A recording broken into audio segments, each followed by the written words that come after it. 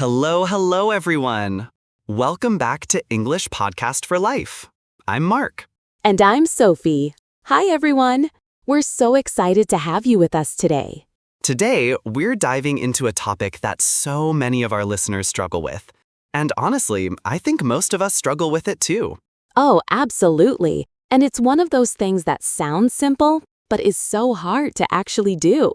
Yep, today we're talking about consistency. Consistency. The secret ingredient to success, whether you're learning English, trying to get fit, or even just keeping your life organized. But why is it so hard to be consistent? I mean, we all want to stick to good habits, right?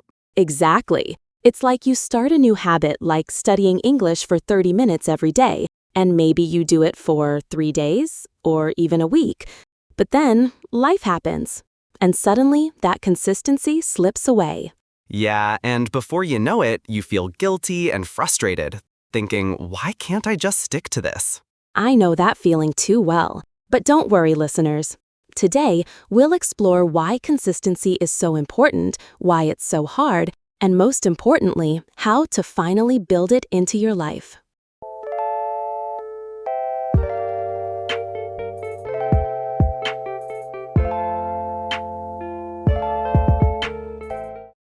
So let's start with the big question. Why does consistency matter so much?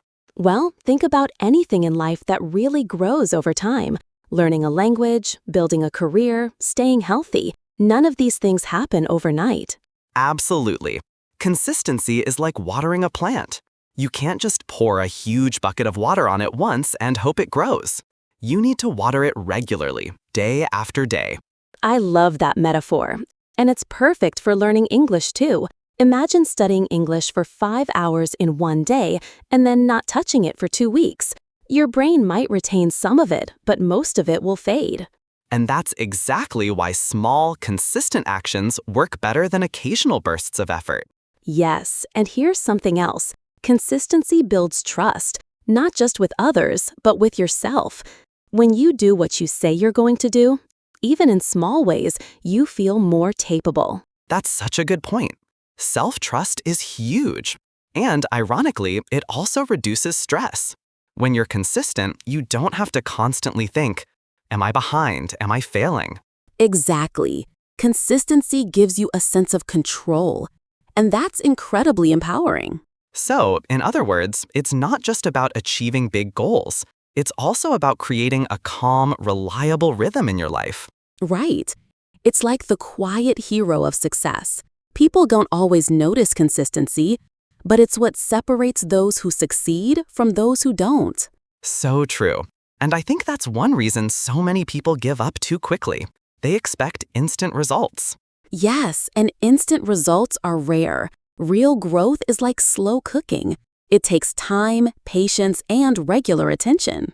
I like that. Slow cooking. You can't rush a perfect stew, and you can't rush habits either. Exactly. And that's why we're here today, to help our listeners understand the real power of consistency and how to finally make it a habit without feeling overwhelmed. All right, Sophie, let's get honest here. What do you think are the biggest obstacles to being consistent? Oh, there are so many. But I'd say the top 3 are motivation, distractions, and lack of a clear plan. I agree. Motivation is tricky because it comes and goes. Some days you feel like a superhero, ready to tackle the world. Other days you just want to stay in bed. And that's why relying on motivation alone is dangerous. Motivation is like fire. It can burn bright, but it also burns out fast. Good analogy. And distractions are everywhere. Social media, TV, notifications, life itself is constantly competing for your attention. Yes, and even small distractions can slowly erode consistency. If every day you give in to distraction, soon you're far from your goals. And finally, the lack of a plan. You can have the best intentions in the world, but without a clear plan, consistency becomes almost impossible. Exactly. Planning doesn't have to be complicated, but you need to know what action you will take, when, and for how long. So, to summarize, motivation is unreliable, distractions are everywhere, And without a plan, you're like a ship without a compass. Perfect summary. And I think that's why so many people feel frustrated when trying to be consistent. They think the problem is them, when really it's often the system around them. That's a very important point. If you create the right system, consistency becomes much easier. So let's talk about mindset, because even if you have motivation, a plan, and a distraction-free environment, without the right mindset, consistency is still hard. Absolutely. And one big mindset shift is thinking about identity instead of goals. Yes. Instead of saying, I want to study English every day, try saying, I am a person who studies English every day. That's powerful. When your identity aligns with your actions, consistency feels natural. Another mindset shift is understanding the difference between discipline and motivation. That's interesting. Can you explain that a bit more? Sure, motivation is emotional. It depends on how you feel. Discipline is about doing the right thing even when you don't feel like it. Ah, so discipline is like showing up for yourself, rain or shine. Exactly. And that's what keeps consistency alive over the long term. Another mindset tip I love is focusing on small habits. People often try to change everything at once and fail. Yes, tiny habits are powerful because they don't feel overwhelming. If you want to study English, start with just 5 minutes a day. And the key is to make it easy to start, because starting is often the hardest part. Absolutely. Consistency isn't about perfection. It's about showing up again and again, no matter what.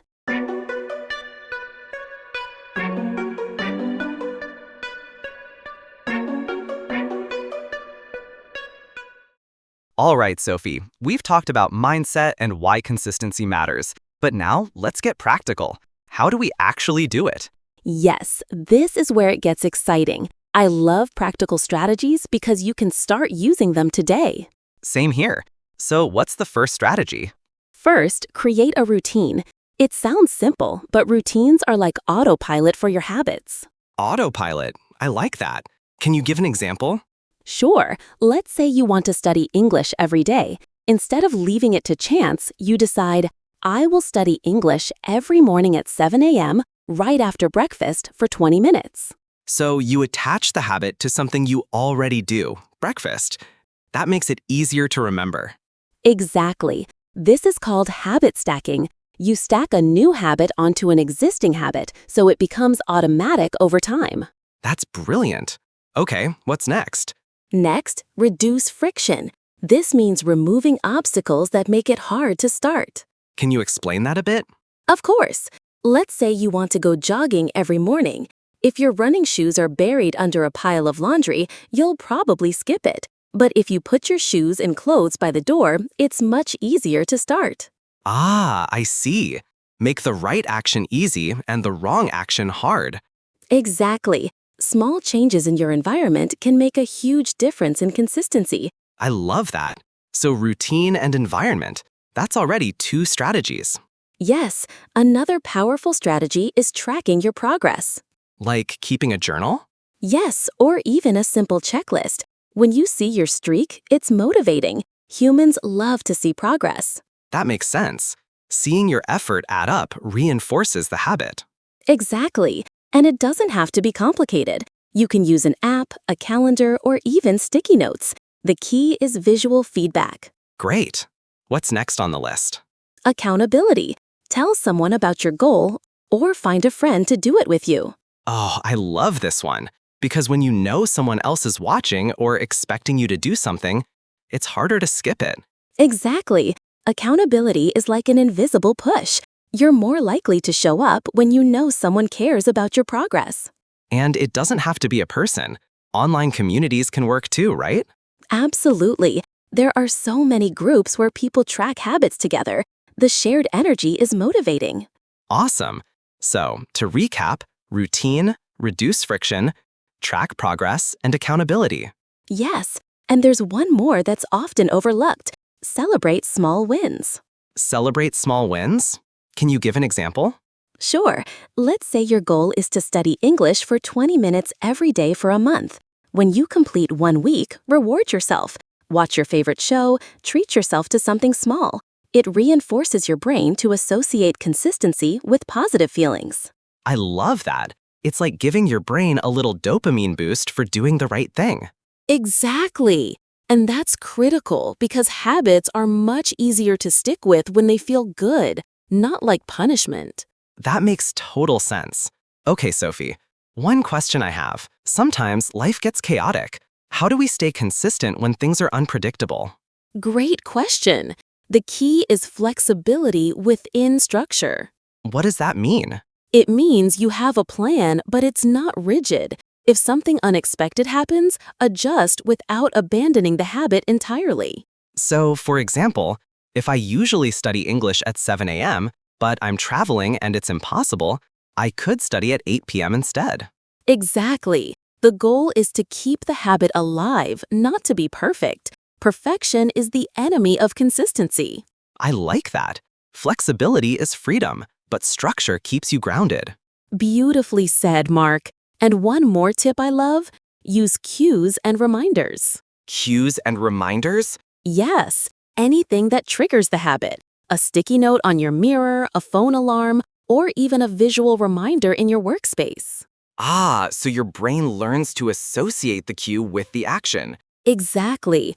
Over time, the habit becomes automatic, and the cue is all you need. That's very practical. I think our listeners are going to love these strategies. I hope so. And remember, none of these strategies work in isolation. The magic happens when you combine them: routine, environment, tracking, accountability, rewards, flexibility, and cues. It's like a toolkit for building consistency. You take what works for you and create your own system. Exactly. And that's the beauty of it. It's personal. Everyone's life is different, so the system that works for you might be slightly different from someone else. Perfect. So let's move to some real-life examples. I think that will make it even clearer. All right, Mark. Let's start with learning English. Perfect. I think a lot of our listeners are familiar with this struggle. Absolutely. Imagine a learner who wants to improve their English speaking. If they practice every day, even just 10 to 15 minutes, their progress will be noticeable over a few months. But if they only practice when they feel motivated, then progress is slow or even non-existent. Exactly. Consistency compounds over time. Small daily actions lead to big results. And this applies to fitness too. If someone wants to get fit, doing a little exercise every day is far better than one intense session per month. Yes, and the same goes for building a career, saving money, or even improving relationships. Consistent small efforts lead to lasting results. I like that. Consistency is like the secret engine behind all long-term success. Definitely. And it also builds confidence. When you consistently show up, you feel more capable, more reliable, both to yourself and others. That's powerful. Okay, Sophie, what about when someone falls off track? How do you get back into consistency after a break? Ah, the comeback. First, don't punish yourself. That just creates guilt and shame. Right, guilt is a trap. Instead, start small again. Pick up the habit where you left off, even if it's just for a few minutes. The key is to restart quickly. That makes sense. Momentum is everything. Exactly. And remember, missing a day doesn't erase your progress. What matters is the overall pattern, not perfection. Perfect. Consistency is a marathon, not a sprint. Exactly. And speaking of marathons, this leads nicely into the next topic: the psychology behind habits.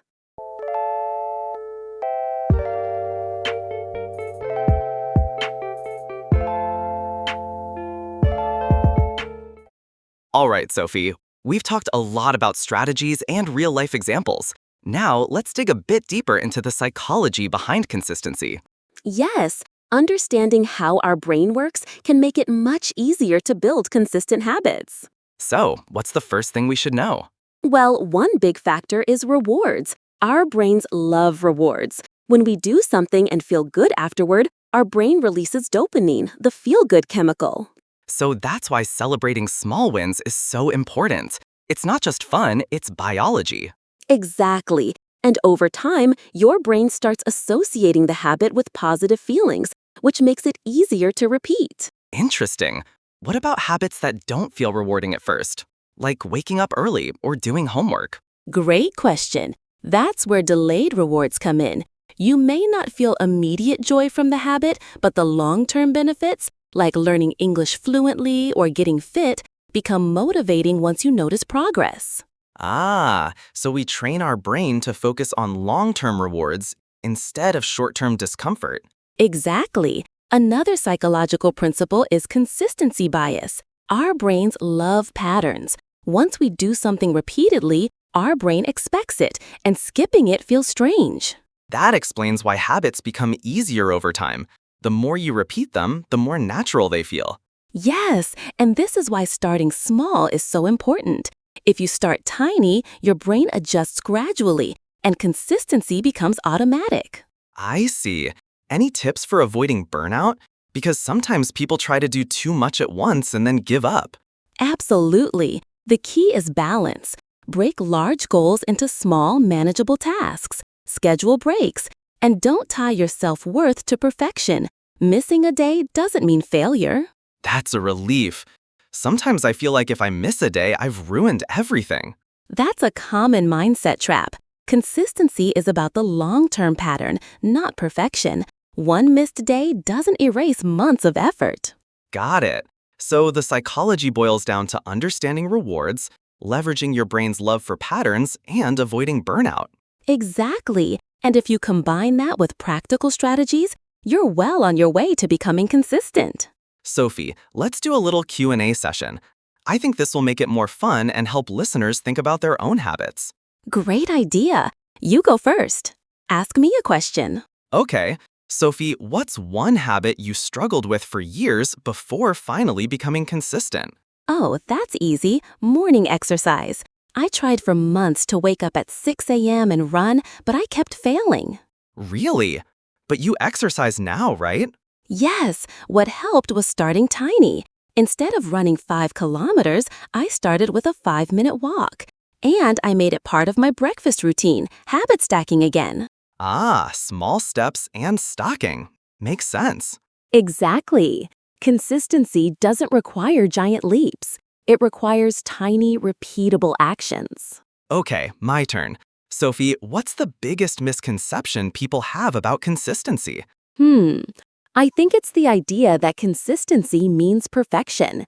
Many people think, I missed one day, so I failed completely. That's so true. But really, it's the overall pattern that counts. Exactly. Consistency is like a river. One drop missing doesn't stop the flow. I love that image. All right, Sophie, last question. If someone is starting completely from scratch, what's the best way to begin? Start small, specific, and simple. Pick one habit, decide when and where you'll do it, and attach it to something you already do. That's it. No overwhelming lists. Just start. That's perfect advice. I think listeners can really take that to heart. Yes. And remember, every day you show up, no matter how small, you're building a foundation for success. Beautifully said. I think that's the heart of consistency, showing up even when it's hard. So let's summarize today's episode. Yes. First, consistency is about showing up regularly, not about perfection. Second, mindset matters. Align your identity with your actions, rely on discipline rather than motivation, and start small. Third, practical strategies help. Create routines, reduce friction, track progress, use accountability, celebrate wins, and stay flexible. Fourth, understand the psychology. Leverage rewards, dopamine, and your brain's love for patterns, and avoid burnout by pacing yourself. Fifth, real-life application matters. Whether it's learning English, exercising, or building any skill, small, consistent steps compound into big results. And finally, remember, consistency is a marathon, not a sprint. Missed days aren't failure. They're part of the journey. Beautifully said. So, to all our listeners, start today, start small, and keep showing up. That's the real secret to consistency. Yes, and remember, you are capable of creating the life you want, one small, consistent action at a time. Thank you so much for joining us on this episode of English Podcast for Life. We hope you found it inspiring and useful. And as always, keep learning, keep growing, and keep speaking English. Until next time, stay consistent and take care. Bye, everyone.